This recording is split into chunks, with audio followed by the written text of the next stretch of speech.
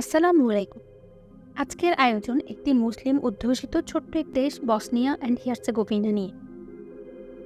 সকালে উঠেই সমুদ্র যাত্রা করে পৌঁছালাম ক্রোয়েশিয়ার স্প্লিট শহরে। সেখান থেকেই রওনা হলাম বসনিয়া ও হার্জেগোভিনার উদ্দেশ্যে। সম্পূর্ণ যাত্রাটা পরিপূর্ণ ছিল পাহাড়ে ঘেরা প্রাকৃতিক সৌন্দর্যে। আজকের বাকেট লিস্টের প্রথমেই অবস্থান ছিল মধ্যযুগে একটি শহর পটিটেলিন। এই পাহাড়ে ঘেরা রাজ্যের মধ্যবিন্দু হল একটি দুর্গ, যাতে পৌঁছাতে উঠতে হয় শত ধাপ, যার মধ্যপথে রয়েছে একটি ৫ শতাব্দী পুরানো মসজিদ। পাশেই ছিল চিমছাম সুন্দর গ্রাম এবং তার অপরূপ দৃশ্য। অধিবাসীরা পথের মাঝে বিক্রি করছিল বিভিন্ন অলংকার, তাদের নিজস্ব হাতে বোনা চাদর এবং ঠান্ডা পানীয়। কিছু দূর পার হয়ে দেখতে পেলাম হাজি আলিজা মসজিদ। এই মসজিদটি স্থাপিত হয়েছিল ৫০০ বছর আগে। এই এক বিশাল গম্বুজের মসজিদটি বিভিন্ন পর্যায়ে পুনর্নির্মাণ করা হয়েছে। এখানের একটা বিষয় যেটা আমাকে খুবই মুগ্ধ করেছিল, যখন দেখছিলাম অন্য ধর্মাবলম্বীরাও নিয়ম অনুযায়ী বোরকা পরে মসজিদটি দর্শন করতে ঢুকছে, পাশেই দেখা যাচ্ছিল মসজিদের আরেকটি অংশ, যা বর্তমানে এটির আওতার বহির্ভূত। আবার শুরু হলো উপরে ওঠার পালা। উপরে উঠেই দেখলাম ১৩৮৩ খ্রিস্টাব্দীতে তখনকার রাজা কর্তৃক নির্মিত দুর্গটি। এটি হতে ব্যবসায়িক পথক্রম নির্ধারণ করা হতো। দুর্গটির সর্বোচ্চ চূড়ায় ওঠার চেষ্টা করলাম। ভয়ঙ্কর সরু সিঁড়ি দিয়ে উপরে ওঠা ছিল যথেষ্ট কষ্টকর, তবে উপরে ওঠার কষ্টকে ছাপিয়ে দ্বিগুণ আনন্দ দিয়েছিল উপর থেকে দেখতে পাওয়া চোখ ধাঁধানো এক অপরূপ দৃশ্য।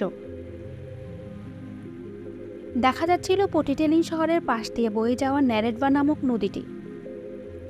বদভ্যাসবশত আমি রেখে আসলাম আমাদের কিছু স্মৃতি, তবে হ্যাঁ, দেওয়ালে নয়, কিন্তু বালিতে। আসলে এই মসজিদ, নদীর পাশ দিয়ে যাওয়া রাস্তা এবং গ্রামের সব ঘরগুলো যেন একসাথে বর্ণনা করছে তাদের সৌন্দর্যতা। এইবার শুরু করলাম মস্টারের পথে যাত্রা। যারা ব্রিজ নির্মাণ করে তাদের বলা হতো মস্টারি। সেইখান থেকে এই মস্টার শহরের নামকরণ। মস্টারের নেরেডভা নদীর উপরে নির্মিত অটোমান সাম্রাজ্যের প্রসিদ্ধ পন্ট মুসাল্লা ব্রিজটি বর্তমানে ইউনেস্কো ওয়ার্ল্ড হেরিটেজের তত্ত্বাবধানে। এখানে চলছে বাৎসরিক মেলা, যেখানে ব্রিজ থেকে পানিতে লাফ দিচ্ছিল সাঁতারুরা। শহরটি এখনও মধ্যযুগীয় স্থাপনায় পরিপূর্ণ। ব্রিজ পার হয়ে হাঁটা শুরু করলাম। উদ্দেশ্য ছিল পাশা মসজিদের মিনারে ওঠা। যেতে যেতে রাস্তার দুপাশে দেখছিলাম বিভিন্ন রকমের রং বেরঙের জিনিসপত্র।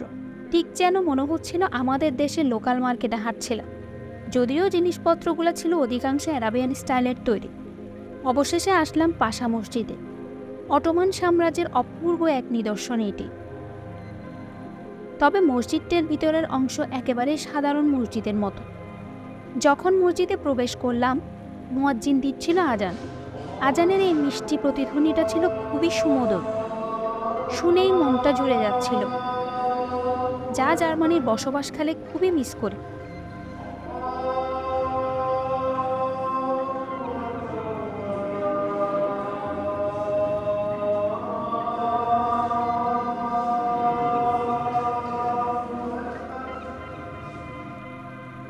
অসংখ্য সিঁড়ির ধাপ পেয়ে উঠা শুরু করলাম মিনারের চূড়ায়। ভালোই সময় লাগলো উপরে উঠতে, কিন্তু উপর থেকে চারপাশের দৃশ্য দেখে ক্লান্তি নিমিষে উধাও হয়ে গেল। পুরা মস্টার শহরটুকুই দেখা যাচ্ছিল এই মিনার থেকে। দেখতে পাচ্ছিলাম ওল্ড ব্রিজের সৌন্দর্য। কিছুক্ষণ পরপর দৃষ্টিগোচর হচ্ছিল নদীর উপরে ভেসে যাওয়া পুটের সারি। মসজিদ থেকে বের হয়ে শুরু করলাম শহরে ঘোরাঘুরি। মস্টার তার সুস্বাদু কাবাবের জন্য খুবই প্রসিদ্ধ, তাই ভাবলাম মস্টারে এসে কি তা মিস করা যায়। চলে গেলাম মস্টারের প্রসিদ্ধ এক কাবাবের রেস্তোরাঁয়। মিনি নাকি ম্যাক্স সাইজ প্লেটার অর্ডার করব, তা নিয়ে চলছিল আমাদের মাঝে দ্বন্দ্ব। কিন্তু মিনি সাইজের প্লেটার দেখে আমরা হতভম্ব। সাথে যে সাইড ডিশটি কমপ্লিমেন্টারি হিসেবে দিয়েছিল, সেটাই আমাদের দুজনের জন্য যথেষ্ট ছিল। খাওয়া দাওয়া শেষ করে আবার শুরু হলো আমাদের যাত্রা। শুনলাম এই বসনিয়াতে রয়েছে দারুণ এক ঝর্ণা, নাম তার কাবিস ওয়াটারফল। রওনা হলাম ঝর্ণাটি দেখব বলে। বসনিয়ার এই সফরে শুধু সিঁড়ি দিয়ে উঠানামাই চলছিল। নিচে নামার আগে উকিঝুঁকি মারলাম উপর থেকে ঝর্ণাটি দেখার, তেমন একটা সুবিধা করতে পারলাম না। নিচে নেমেই দেখতে পেলাম অপূর্ব সব ঝর্ণাধারা। পানিটি এতই পরিষ্কার ছিল যে ছোট ছোট মাছের আনাগোনা খালি চোখে স্পষ্ট দেখা যাচ্ছিল। দূর থেকে যদিও ঝর্ণাধারাগুলো আপেক্ষিকভাবে ছোট মনে হচ্ছিল, কিন্তু বাসে যাওয়ার পরে আমাদের ধারণা ভুল প্রমাণিত হলো। পানির স্বচ্ছতার কারণে ঝর্ণাটির সৌন্দর্য যেন দ্বিগুণ বেড়ে গিয়েছিল। আর ধৈর্য ধরতে পারলাম না, নেমে পড়লাম গোসল করতে। গোসলের পর্ব শেষে অভ্যাসবশত করে নিলাম আমাদের ফটো সেশন। এখন ধরলাম ফিরতি পথ, আবার সেই সিঁড়ি বেয়ে উপরে ওঠার পালা। উঠতে উঠতে ঝর্ণাটিকে শেষ কোণের জন্য দেখে নিচ্ছিলাম। বসনিয়া অ্যান্ড হার্জেগোভিনার এই সফর ছিল খুবই উত্তেজনাপূর্ণ। হয়তোবা আবারও এখানে আসা হবে কোনো এক সময়। সূর্যের সাথে তাল মিলিয়ে যেন আমাদের এই সুন্দর দিনটিও প্রায় শেষের পথে। পৌঁছে গেলাম আমাদের গন্তব্যস্থল স্প্লিট এয়ারপোর্টে। আবারও দেখা হবে পরবর্তী ভিডিওতে অন্য দেশের অন্য কোনো এক নতুন শহরে। থাকবেন আমাদের সাথেই।